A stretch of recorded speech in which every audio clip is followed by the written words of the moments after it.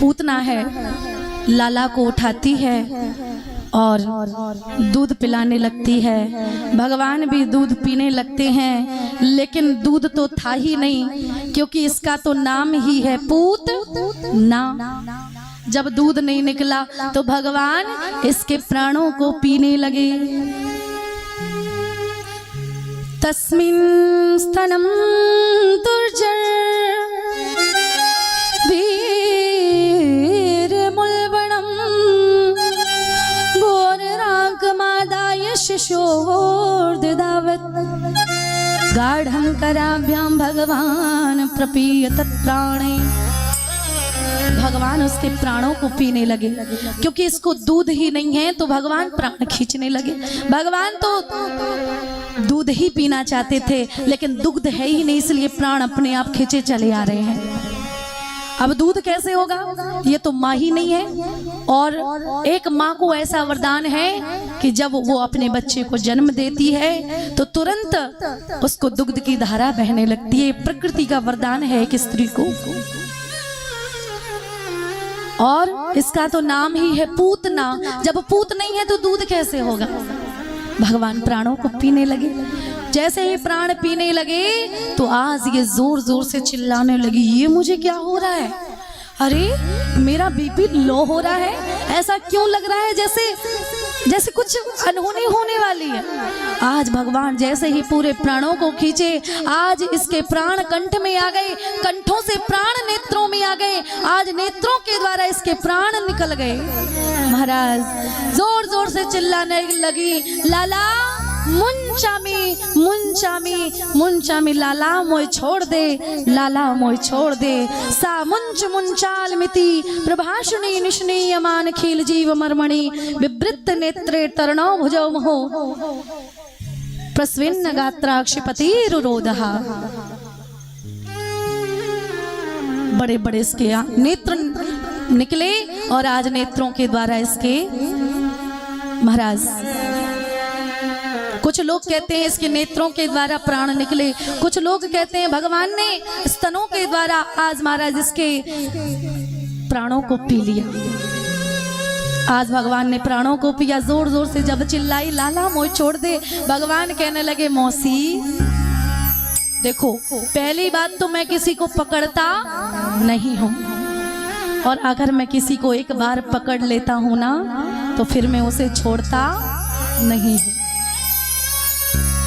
ये तो दुनिया वालों का काम है, आपका हाथ पकड़ेंगे, ना इधर का छोड़ेंगे ना उधर का छोड़ेंगे, मझधार में ला करके खड़ा कर देंगे आपको। लेकिन मैं अगर हाथ पकड़ता हूँ तो या आर करता हूँ या पार करता हूँ।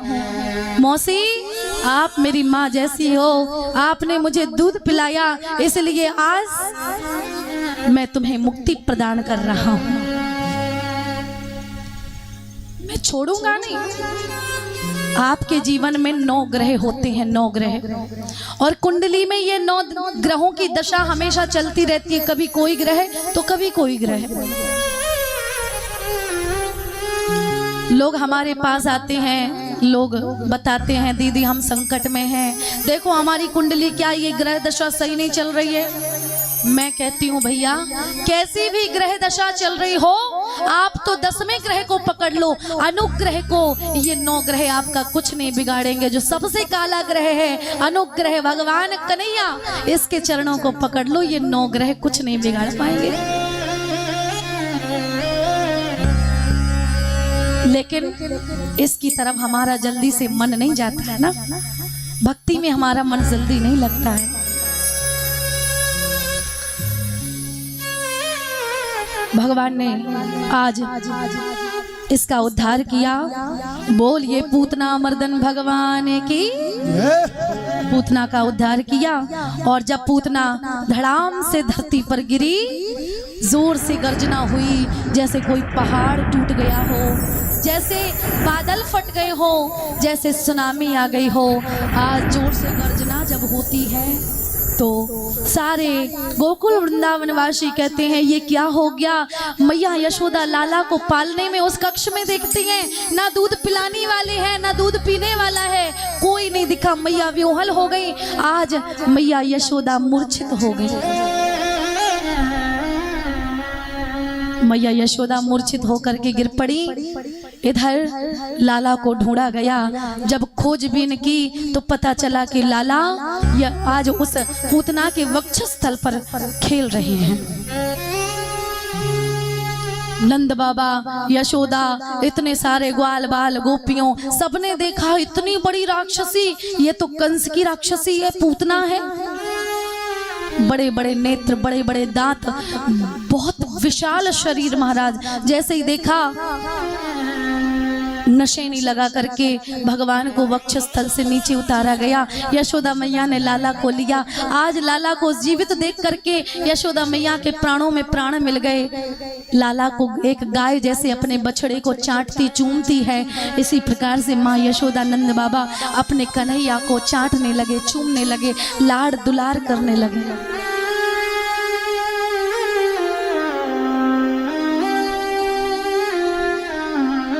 नंद बाबा ने उस पूतना का विशाल काय स्वरूप देखा। आज इस पूतना को यही गड्ढा खोद करके जमीन में गाड़ दो। ग्वाल बाल कहने लगे बाबा ते बाबरो है गौ का है, पूतना का छोटी सी गुड़िया है जो हम गड्ढा खोद के और वहीं पर उसे दफना दें?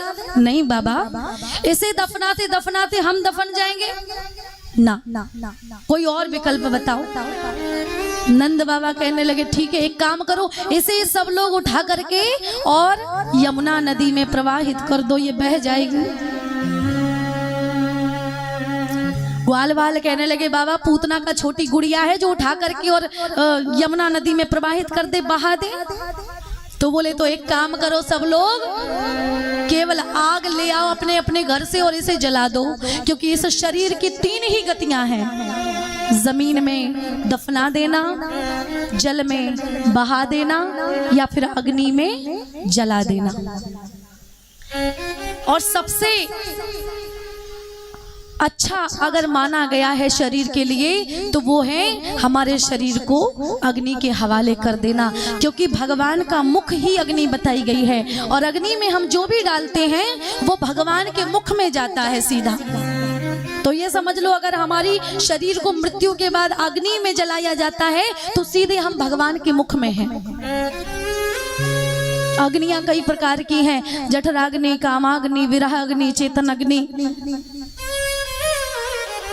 महाराज हमारे पेट में जो अग्नि जल रही है जठराग्नि, अगर हम पेट में कुछ भी उल्टा सीधा खाएंगे, मांस मदरा खाएंगे तो ये क्या है, हमारे पेट में ही चिता बन जाएगी, क्योंकि आग का काम होता है जलाना। अगर आग पर मांस रखते हैं, शरीर को रखते हैं तो वो चिता बन जाती है कि नहीं? आग पर अगर आप किसी डेड बॉडी को रखोगे तो वो चिता बन जाएगी। पेट में भी एक आग जल रही है, इस पर अगर मांस डालोगे तो पेट में समझो शमशान भूमि है, पेट में ही चिता जल रही है। और अगर हम हवन करते हैं उसी आग में, जो आग चिता को जलाती है, उसी आग में अगर छुआरा डालेंगे, घी डालेंगे, मखाना डालेंगे, तिल डालेंगे तो ये क्या बन जाएगा, हवन बन जाता है, वही यज्ञ बन जाता है। इसी प्रकार से पेट में भी आग जल रही है, इस पर अगर अच्छा अच्छा भोजन पकवान डालेंगे तो समझ लो कि रोज आप एक यज्ञ कर रहे हो, रोज पूजा हो रही है महाराज। समझने वाली बात है।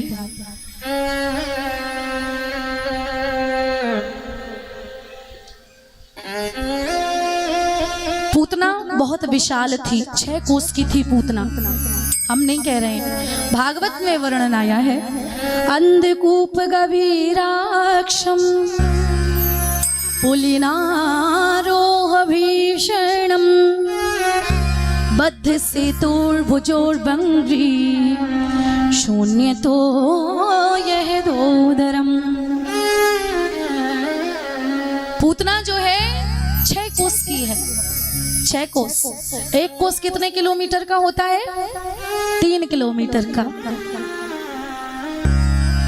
6 तिया 18 किलोमीटर की पूतना थी।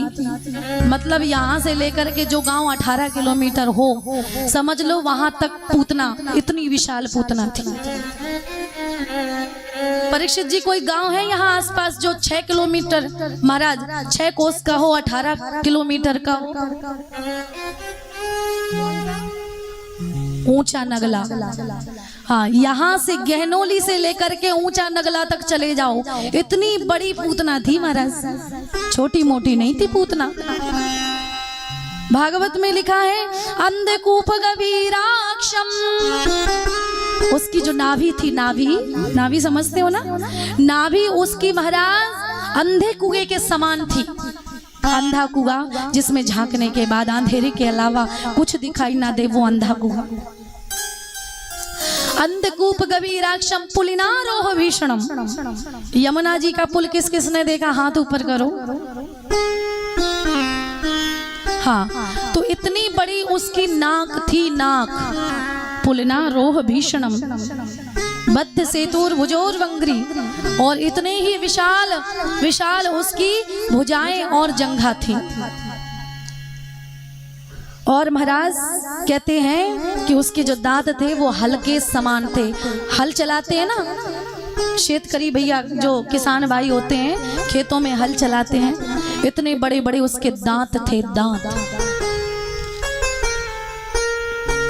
आज इतनी विशाल काय पूतना को ग्वाल वालों ने जैसे ही जलाया अग्नि से, और पूतना इतनी होशियार थी, सोचने लगी जब हम मर जाएंगे, इतना बड़ा मेरा शरीर, कौन इतनी लकड़ियां काटेगा? है?